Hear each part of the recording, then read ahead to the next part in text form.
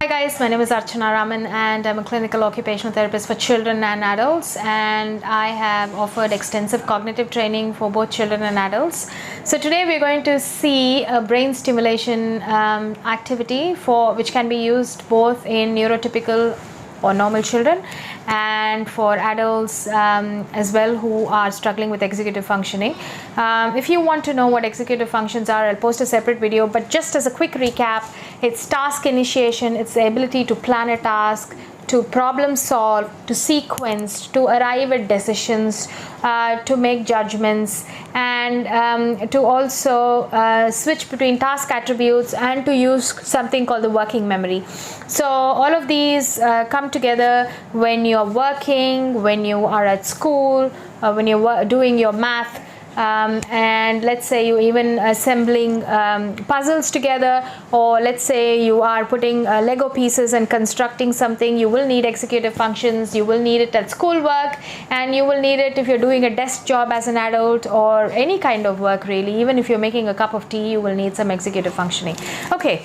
So this is an activity that has been designed by me, and I have created more such activities. If you need these activities, get in touch with us on WhatsApp and you can purchase them I will send these activities over to you. Okay, so this is a very fun activity, but it's a bit challenging for both children and adults initially. So these set of papers will have pictures of various transport vehicles, so cars, bikes, trucks and whatnot. Every time the child sees a car, the child will have to say the word plane, and every time the child sees a plane, the child will have to say the word car. And when the child sees any other drawing such as a truck or a motorcycle, they have to name it correctly. So if they see a truck, they have to say it's truck, and if they see a motorbike, they have to say motorbike. Okay, so I'm going to give this a try. I might make mistakes. Let's see how it goes. Okay, so I see a car, so therefore I have to say plane, but I shouldn't verbalize everything out. So that will be plane, car, plane,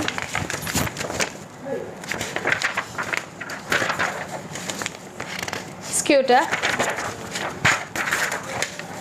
tuk-tuk,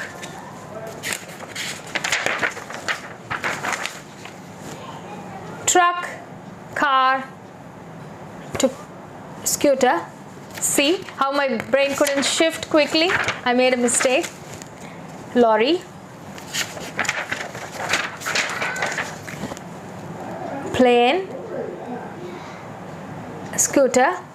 Can you see how my brain is slowing down on response? I'm not able to keep pace. I'm not able to keep with the speed of doing this. So everybody will struggle. Plane, car, scooter, and so on. So this sequence keeps going on. Now what this really works on is on what's known as this part, the part of the brain which is behind here called the frontal lobe, and what we're trying to do is what's known as set shifting or flexible thinking. So you may see a lot of children who are young toddlers. We may tell them don't do this thing and they will go and do this. Like we may say don't climb on this and do this dangerous jumping. They will agree as a condition with us, but the next moment you would find them flying off and jumping off something that's very dangerous. Or you may see you may have 4 or 5 children playing together in a group, and they'll have to wait for their turn in the group game, but they can't wait for their turn, so they will butt in. Or 2 adults may be having a conversation and children will come in and try to butt into the conversation despite knowing that they have to wait for their turn to speak.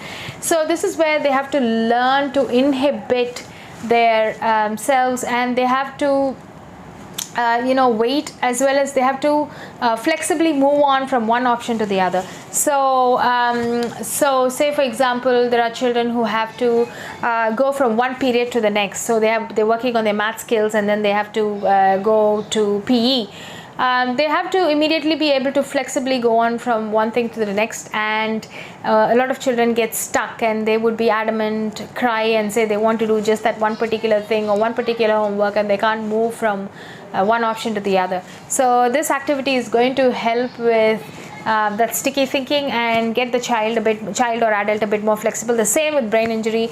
I've seen a lot of my patients who are very sticky in their thoughts after brain injury. So say for example, they're making a cup of tea, they may have added 1 spoon of sugar, and after 5 minutes they'll again continue to go to the pot of sugar and add another spoon, and again after a minute, instead of stirring or instead of filtering out the tea leaves or taking the bag out, again a spoon of sugar, because their head has the sticky thinking and it's repeatedly telling them add more and more and more. It doesn't just have to do with memory, so it has to do with the sticky thinking bit. The same with when they're having a shower in the morning, children and adults with this executive functioning problem. They might take their bar of soap or the bubble solution, soap one part of their body, and then you will notice that instead of moving to the next part of the body, they'll come back to soaping the same part. So they would have soaped their chest, and what is the next thing to do would be to move on to soaping the arm or washing your legs and so on. They wouldn't move on. They just come back repeatedly and soap the same part or dry the same part. And we may think, oh, they don't remember or they have forgotten what to do. You don't actually forget how to take a shower. So this activity has so many implications, you guys, and it's a very useful activity. And as a grown-up adult with good executive function skills, you can see how my brain is struggling to do this executive functioning activity. So thank you for watching, guys. I hope you enjoyed this video, and if you did, give us a like and a subscribe, and let us know what videos you would like in future down below. And good luck and bye-bye.